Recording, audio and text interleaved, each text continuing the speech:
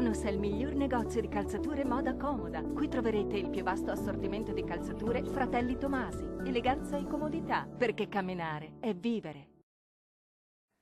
Ben ritrovati al meteo. Sarà una domenica dominata dal sole sulle nostre regioni, ma vediamo il dettaglio del 14 ottobre.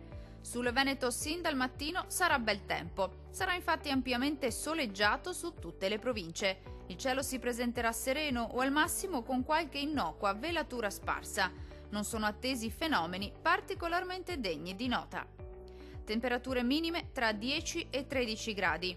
Massime molto miti, tra 20 e 23 gradi circa. Vediamo ora che tempo farà sul Friuli Venezia Giulia. Poche novità, anche sulla nostra regione dominerà il sole, sarà dunque una bellissima giornata all'insegna di un tempo asciutto. Il cielo si presenterà sereno e sgombro da nubi praticamente su tutti i settori, non sono attese piogge. Temperature minime tra 11 e 12 gradi, valori massimi oscillanti invece tra 22 e 24 gradi circa. Vediamo infine la situazione meteorologica del Trentino Alto Adige. Non ci saranno grandi novità, sarà infatti ampiamente soleggiato ovunque sin dal mattino e per tutto l'arco della giornata.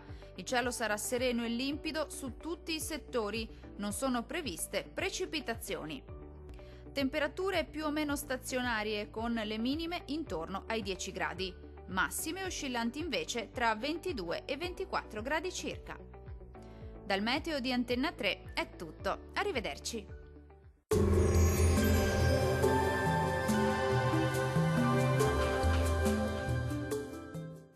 Tonus è il miglior negozio di calzature moda comoda. Qui troverete il più vasto assortimento di calzature Fratelli Tomasi, eleganza e comodità, perché camminare è vivere.